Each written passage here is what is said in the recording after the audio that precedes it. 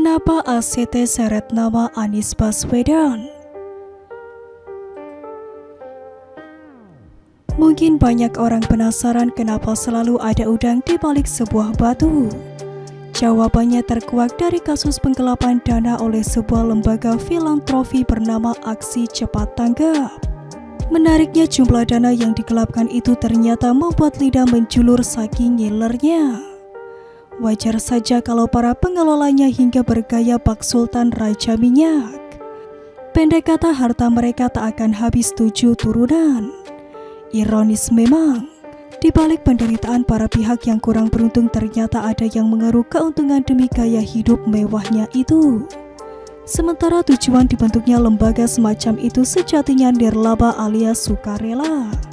Lalu bagaimana visi sukarelawan itu berubah menjadi rebut lawannya? Inilah fenomena akhir zaman. Hanya sekelompok kecil saja yang ikhlas mengikuti sunnah dan amanah Nabi Muhammad SAW, yakni berbuat baik semata-mata untuk memancing rahmat dan karunia Allah SWT. Dan sebenarnya ketika niat seperti itu diikrarkan di dalam hati, niscaya Tuhan tidak akan menyia-nyiakan hambanya. Sebagaimana nasihat Rasulullah, berbuat solehlah kamu maka dunia pun mengikuti. Bukan sebaliknya yang mengutamakan dunia, karena dengan begitu yang diperoleh sangat mungkin hanya terbatas di dunia. Sementara karunia Allah SWT tidak ikut serta. Dikutip dari Warta Ekonomi Jakarta, Gubernur DKI Jakarta Anies Baswedan tak mau memberikan tanggapan soal dugaan penggelapan dana donasi umat yang dilakukan petinggi Aksi Cepat Tanggap atau ACT. Padahal sederet kerjasama antara Pemprov DKI sudah pernah dilakukan dengan ACT. Anies menyempatkan diri menemui awak media untuk melakukan wawancara usai menghadiri peresmian Perpustakaan Jakarta dan Pusat Dokumentasi Sastra Habib Jasin di Taman Ismail Marzuki, Kamis 7 Juli 2022 silam.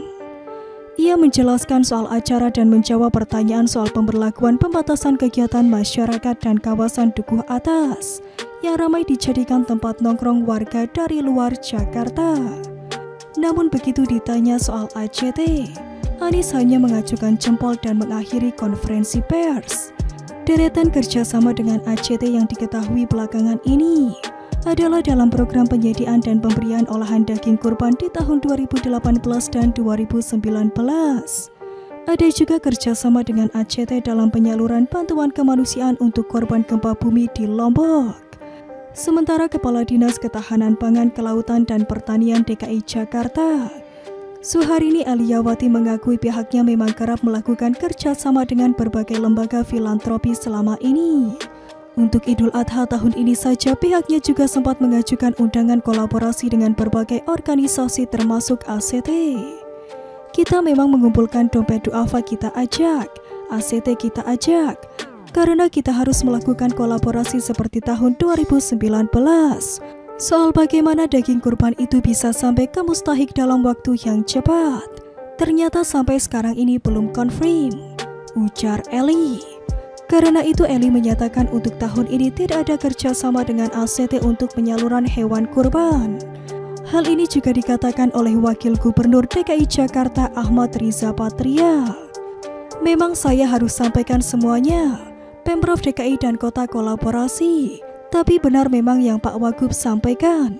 Kita sampai saat ini belum ada kerjasama dengan ACT. Pungkasnya, Pemprov DKI kerap kerjasama dengan ACT. Anies Baswedan ogah bicara soal dugaan penggelapan dana.